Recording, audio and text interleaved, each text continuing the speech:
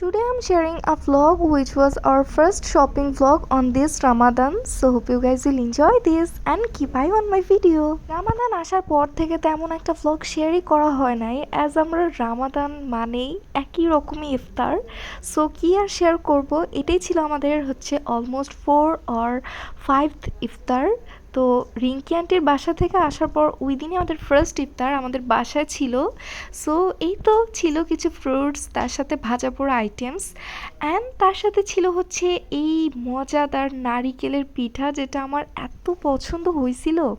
এই পিঠাগুলো বেসিক্যালি রিঙ্কি আন্টির ফুফুরা বানায় দিছিল, যেগুলো কিছুটা আন্টিও আমাদেরকে পাঠাইছিল। সো এই পিঠাটা আমরা ওই দিনে ইফতারে খাইছিলাম, লিটারেলি অমৃত ছিল পিঠাটা, অনেক অনেক মজার ছিল। এনিওয়ে দেন আন্টিদের পাঠানো চকলেটসও খাচ্ছিলাম। এটা নাফিসের আম্মু ওই আন্টি পাঠাইছিল, তো ওই চকলেটগুলো আমার খুবই বেশি মজা লাগছিল। এনিওয়ে দেন আমরা চলে গেলাম ইফতারের পরপরই বসুন্ধরা শপিং কমপ্লেক্সে। এবার ঈদের লেটেস্ট ড্রেসগুলোর প্রাইস যেরকম স্কাই টাচিং, ওই রকমই ড্রেস একদমই পছন্দ হওয়ার মতো না। তো এত ড্রেস চুজ করছি, বাট কোনোটাই দেখার মতো ছিল না। অ্যাট দি মিন হোয়াইল আমি যখনই ড্রেসটাকে সামনে থেকে দেখতেছি, একটাও পছন্দ হচ্ছে না। বাট কয়েকটা পাইছিলাম যেগুলো আমি অনলাইন থেকে দেখে আসছিলাম, অ্যান্ড ওরা বলছিল যে আপনার যে কোনো outlet, whether it's Bashundhara or Jamuna, ultimately আমরা যখন গেছি ওইখানে, বাট আমরা ওই রকম একটা ড্রেসও পাচ্ছিলাম না। So I felt literally regretted on that time, because একটা ড্রেসও চোখে পড়ার মতো লাগতেছিল না। আর যেই ড্রেসটা ওরা বলছিল যে এরকম আউটলেটে পাওয়া যাবে, বসুন্ধরা আউটলেটে, দেন আমরা যেয়ে দেখি ওই ড্রেসটা একদমই নাই। অ্যান্ড একটা শপকিপার আরও একটা রং ইনফরমেশন আমাদেরকে দেয়, সেটা আপনারা যমুনায় গেলে ওইটাই পাবেন যেটা আপনারা দেখে আসছেন অনলাইনে। তো এই মিস ইনফরমেশন যে কতটা হ্যাসেলে ফেলছিল আমাদেরকে, যেটা একদম বলার বাইরে। তো বসুন্ধরায় বসে থাকতে থাকতে অলমোস্ট খুঁজতে আমাদের ডিজায়ার ড্রেসটা খুঁজতে অলমোস্ট রাত 11টা বেজে যায়।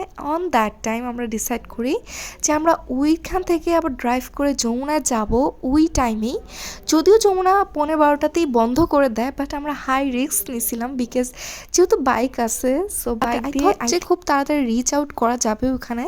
বাট আমরা টোটালি রং একটা ডিসিশন নিয়ে নিয়েছিলাম। রাস্তা অনেক ফাঁকা ছিল, টোটালি রাশ ফ্রি, বাট তো we were totally failed at our plan, because যাওয়ার পর দেখি যে অলমোস্ট বন্ধ করে দিবে এরকম একটা অবস্থা যমুনায়। ড্রেসের দোকানগুলো অলমোস্ট খোলাই ছিল, বাট আদার্স যে শপগুলো ওগুলো অফ হয়ে যাওয়ার মতো অবস্থা। বাট আমরা রিচ আউট করতে পারছিলাম।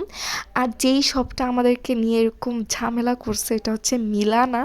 তো এই মিলানা এরকম করবে এটা ভাবতেও পারিনি। এর আগে ড্রেসগুলো ওইখান থেকেই নেওয়া হয়েছে, বাট এইবারের ওদের অ্যাক্টিভিটিস আর behaviour totally disappointing at all. দেখলাম আমার ওই ড্রেসটারই সিমিলার দুইটা ছিল, বাট কালার দুইটা একদমই পছন্দ হচ্ছিল না। বাট ওরা বলতেছিল যে আপু আসার সাথে সাথে আমাদের এতটা চাহিদা যে স্টক আউট হয়ে যাচ্ছে। সেলসম্যান আমাদেরকে সাজেস্ট করে যে it's better to have purchased online, because এই আউটলেটে বসুন্ধরা আর যমুনা যেটাই হোক না কেন, ড্রেস আসলেই স্টক আউট হয়ে যাচ্ছে লিটারেলি। সো আমরাও এটাই লাস্টলি বাধ্য হই যে অনলাইন থেকে পারচেস করার। ঈদ আসলেই অ্যাজ অলওয়েজ যমুনার সারাউন্ডিংস দেখার মতো হয়ে যায়। লিটারেলি লাইটিংয়ের যে এত ভ্যারাইটিস কালেকশনস থাকতে পারে, এটা যমুনা না আসলে বোঝাই যায় না। গেটের শুরুতে এন্ট্রির পার্টটায় যে সুন্দর লাইটিং ডেকোরেট করা, যেটা একদম বলার বাইরে। এনিওয়ে ওই দিন তো তখন অলমোস্ট 12:30 বেজে গেছে। দেন আমরা আমাদের খিলগাঁওতে আসলাম ওইখান থেকে, অ্যান্ড খিলগাঁওতে এসে সাকিব আর আমি একটা পিৎজা খাই।